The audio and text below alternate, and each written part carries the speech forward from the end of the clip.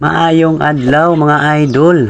For today's video, na ako karon sa plumbing area, particularly diri sa mga pipes. Naalanggoy i-share ninyo no ng mga basic informations regarding sa history sa mga pipes nga usually ginagamit sa mga residential ug mga commercial buildings.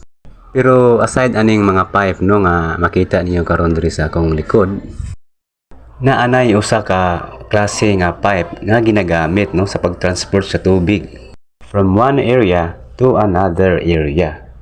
Actually, ang kawayan o bambo ang akong buot ipasabot nga maoy gigamit nga tubo para sa pagtransport sa tubig no from one place to another. Actually, si Dr. Jose Rizal no ang atong pambansang bayani, ang isa sa mga migamit sa bambo o kawayan isip alternative nga tubo nga mao'y gigamit no sa pagtransport sa tubig from one place to another place. Ug nahitabo kini during his exile in Dapitan during Spanish period.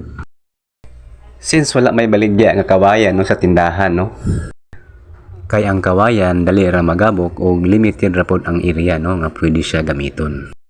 And let's go back to our discussion regarding sa history sa mga pipes nga available karon sa mga tindahan. Ang inyong nakita karon is mo na siya ang GI pipe o galvanized iron pipe. Mao kini ang klase sa pipe nga maoy una nga gi-introduce sa market no. Nga first na introduce sa market ni adtong 1844. Then after sa GI pipe is na introduce po ning PVC pipe or polyvinyl chloride.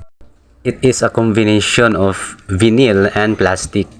First na introduce ni adtong 1935. And then after sa PVC pipe is misunod sa ning polyethylene pipe.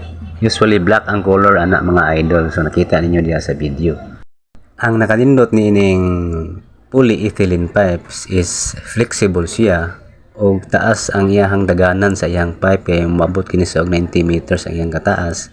And then, it was first introduced during 1953. Then after sa polyethylene pipe, misunod na dayon ning PPR pipe o polypropylene random copolymer nga first na introduced during 1990s dito sa Europe. Ug sa karon nga modern era, kini ang PPR pipe ang ginagamit labi na jud kung naa kay hot and cold water supply diha sulod sa imong panimalay o sa mga commercial buildings. Kay kaya niya mo carry og taas nga temperature sa tubig o kaya po niya mo hold sa kusog nga pressure sa tubig. Kay very durable kini siya o kinahanglan po ni siya og fusion machine para sa iyahang pag-install sa mga fittings. So, diri lang sa kukuto mga idol no sa akong video. Kay it is only an introduction no about sa mga pipes. So mag-start ta sa yang history. And then daghan pa tag pwede diskutan no about sa pipes no sa sunod ako nga mga video. Lang kayo nako tas-on kini nga video para dili mo ma-boring sa pagtan-aw. So next video about gihapon sa pipe, I hope nga mutan-aw gihapon mo sa atong video. And please also subscribe to my YouTube channel Jolets XB. Og salamat kayo sa inyong suporta og sa pagtan-aw nining video. And see you on my next video. Thank you very much.